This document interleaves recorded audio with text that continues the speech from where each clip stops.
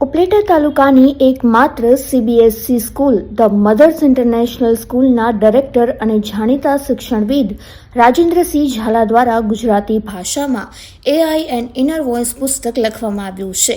આ પુસ્તકમાં આત્મજાગૃતિ અને એઆઈનો અનોખો સંગમ રજૂ કરવામાં આવ્યો છે. આ પુસ્તકનું વિમોચન આજરોજ સ્કૂલના વાર્ષિક ઉત્સવ પ્રસંગે ઉપલેટાના ટાઉન હોલ ખાતે તેમના પિતા વંકેરાજસિંહ ઝાલા અને માતા કૃષ્ણાબા ઝાલા દ્વારા કરવામાં આવ્યું હતું. આ પ્રસંગે મોટી સંખ્યામાં વિદ્યાર્થીઓ, વાલી અને શિક્ષકો અને નગરજનો હાજર રહ્યા હતા.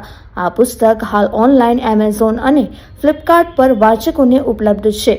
રાજેન્દ્રસિંહ ઝાલાએ જેઓ પ્રસિદ્ધ લાઈફ કોચ અને માર્ગદર્શક છે, તેમના દ્વારા લખાયેલ પુસ્તક એઆઈ એન્ડ ઇનર વોઇસ વાચકો માટે એક નવી વિચાર યાત્રા રજૂ કરે છે. આ પુસ્તક માત્ર આધુનિક ટેકનોલોજી પર આધાર નથી, પરંતુ માનવીના આંતરિક અવાજ, આત્મજાગૃતિ અને આધ્યાત્મિક ગહનતાને એઆઈ સાથે સંતુલિત રીતે જોડે છે. પુસ્તકમાં લેખકે પોતાના જીવનના અનુભવો અને આત્મમંથનના આધારે દર્શાવ્યું છે કે એઆઈ યોગ્ય ઉપયોગથી માનવીને વધુ સ્પષ્ટતા, સર્જનાત્મકતા અને દિશા આપી શકે છે.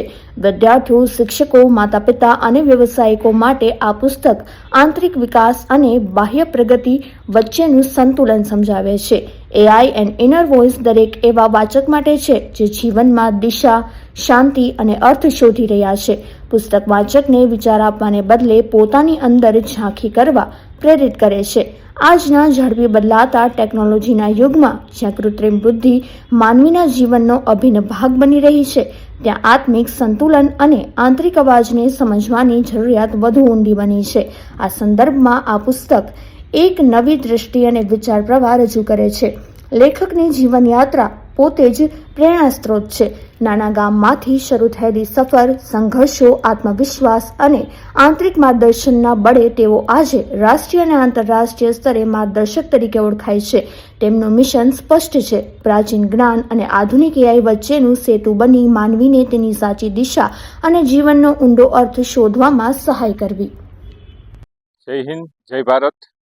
આજરોજ ઉપલેટા ટાઉન હોલ ખાતે અમારી school the mother international school એટલે કે ઉપલેટા તાલુકાની એકમાત્ર સીબીએસઈ સ્કૂલનો વાર્ષિક ઉત્સવ એટલે કે એન્યુઅલ ફંક્શન, જેનું અમે હંમેશા એક નામ આપ્યું છે કે ઇન્દ્રધનુષ 2025. ઇન્દ્રધનુષ એટલે કે ઇન્દ્રધનુષના જે 7 રંગો છે, એ 7 રંગો આપણા જીવનને અને બાલ્યાવસ્થાને અલગ અલગ રીતે રિપ્રેઝન્ટ કરે છે. તો અમારા બાળકો દ્વારા એ અલગ અલગ રિપ્રેઝન્ટ કરવામાં આવ્યું અને બાળકોના અલગ અલગ ધોરણ વાઇઝ સ્લોટ પાડી સવારથી શરૂ કરી અને સાંજ સુધી 3 સ્લોટમાં આખું એન્યુઅલ ફંક્શન બાળકોએ પરિવારની ઉપસ્થિતિમાં સરસ મજાના નૃત્યો, નાટક અને સ્પીચ આપી રજૂ કર્યું અને આ વાર્ષિકોત્સવને ખૂબ જ સારી રીતે અમારા ટીચર્સની મહેનત, અમારા મેનેજમેન્ટનો સપોર્ટ અને વાલીનો સહકાર સાથે અમે આજે સફળ બનાવ્યું છે.